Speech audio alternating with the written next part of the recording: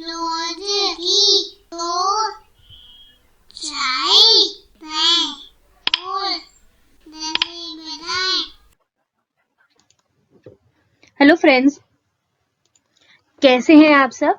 आज हम करने वाले हैं एक नई चीज। जी हाँ, हम पढ़ने वाले हैं एक नई कहानी और ये कहानी ली गई है आपकी पुस्तक रिमझिम कक्षा 5 NCERT से और पाठ का नाम है नन्हा फनकार। क्या नाम है? नन्हा फनकार।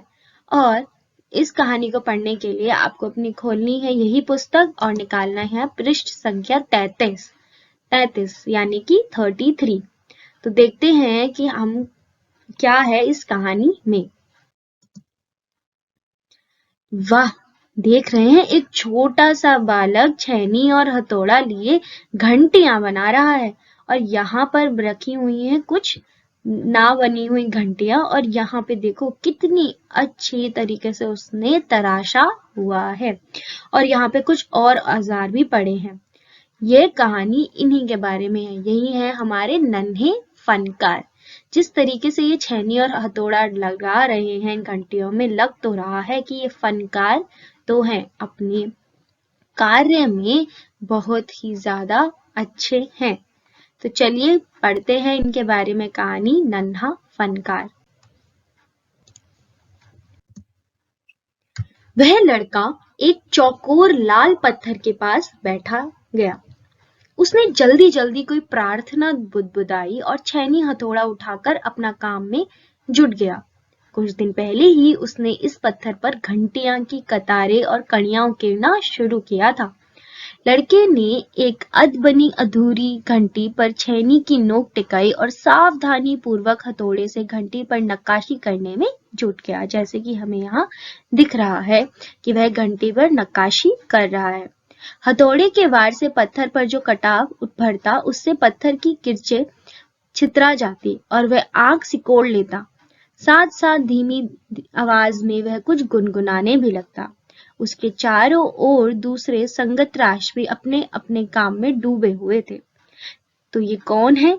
ये है केशव। केशव 10 साल का था और अभी अपना काम सीख ही रहा था। पिता के एक बार करके दिखा देने पर वह सीधी लकीरों वाले और घुमावदार डिजाइन उकेर सकता था। देखो कितना ज्यादा टैलेंटेड है। अब तक उसने नक्काशी का जो भी काम किया था उनमें से इन घंटियों को बनाना ही सबसे ज्यादा मुश्किल था। केशव जानता था कि एक दिन तो ऐसा जरूर आएगा जब वह बहुत बारीक जालियां, महीन नफीस बेल बूटे, कमल के फूल, लहराते हुए सांप और इठलाकर चलते हुए घोड़े ये सब पत्थर पर उकेर पाएगा, ठीक उसी तरह जैसे उसके पिता बनाते हैं। कई साल पहले जब वह पैदा भी नहीं हुआ था उसके माता पिता गुजरात से आगरा आकर बस गए थे। बादशाह अकबर उस वक्त आगरे का किला बनवा रहे थे और केशव के पिता को यही काम मिल गया। ये रहा आगरे का लाल किला।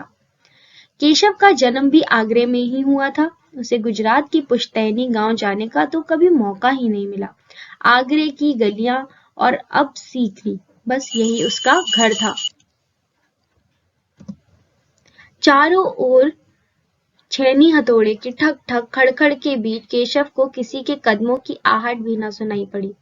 इसलिए अचानक कानों में एक आवाज पड़ने पर वह चौंक गया। माशाअल्लाह, ये घंटियां कितनी सुंदर हैं, तुमने खुद बनाई हैं?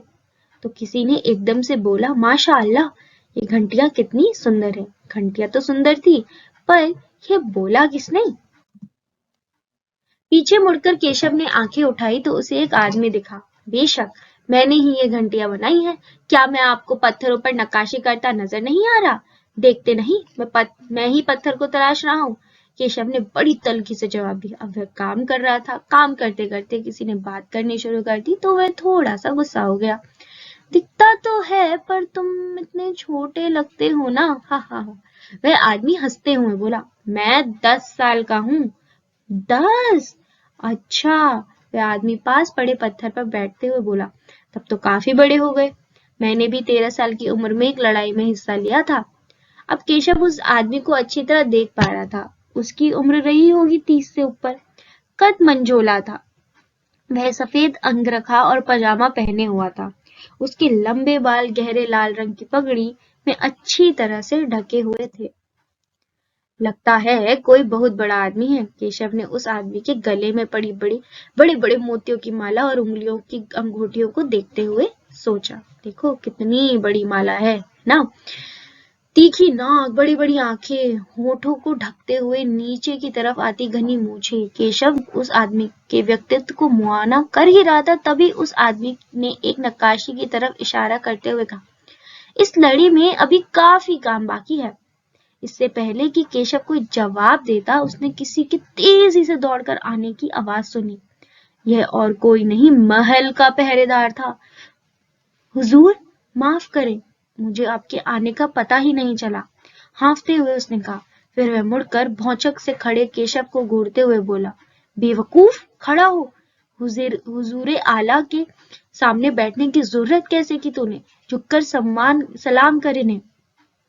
तो अब आप सोचिए कि ये कौन सा इंसान है जो कि इतने सारे गहने पहने आया है, ऊपर से महल का पहरेदार हुजूर आला बोल रहा है इन्हें। ये पता करेंगे हम अगले भाग में। तब तक आप भी सोचिए और मैं भी सोचती हूँ कि ये कौन है और आगे की कहानी में क्या होने वाला है।